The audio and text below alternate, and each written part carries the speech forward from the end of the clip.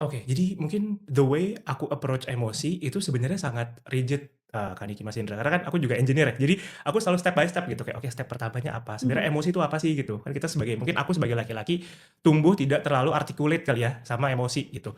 Cuman aku coba belajar kalau di Montessori sebenarnya prosesnya seperti apa sih emosi.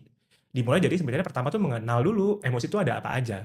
Dan I think it's fine buat aku kayak, ya udah kenalin emosi, ini namanya marah, ini namanya sedih. Itu buat aku kayak, oh ya gak apa-apa gitu kan, Mhm. bisa dilakukan. Pertama kita kenalkan dulu gitu. Ini marah, ini sedih, ini senang. Pakai apa? Bisa banyak, pakai buku misalnya. Udah banyak kan buku-buku sekarang tentang emosi. Ya. Atau bermain boneka, itu juga sebenarnya bisa. Jadi yang pertama aku belajar dan juga mempraktekkan gitu ke anak untuk mengenal emosi dulu. Jadi saat aku merasa marah sama anak aku pun, yang aku bilang adalah, "Bapak lagi marah sekarang." Mhm. Gitu. Atau misalnya pulang kita kan juga nggak selalu happy ya gitu. Misalnya things happen at work, pulang masih sedih gitu. Pasti aku akan bilang kayak, "Bapak masih sedih sekarang." Atau Bapak masih Bapak happy sekali sama hasilnya hari ini misalnya. Jadi pertama yang aku lakukan ya mencontohkan dengan itu dulu.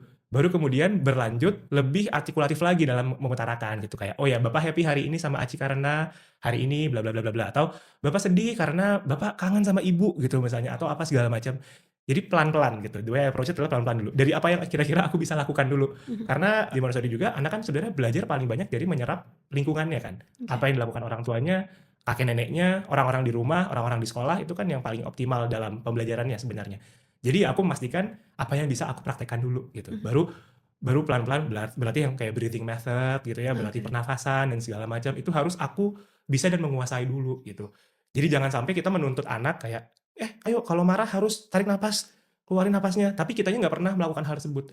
Kitanya kalau marah, marah aja gitu misalnya. Mmm. Ngomel aja langsung, itu juga akan susah gitu. Karena kayak jadinya kok Bapak nuntut sesuatu yang Bapak nggak lakukan gitu. Jadi kalau dari aku, dari apa yang bisa aku terima dulu.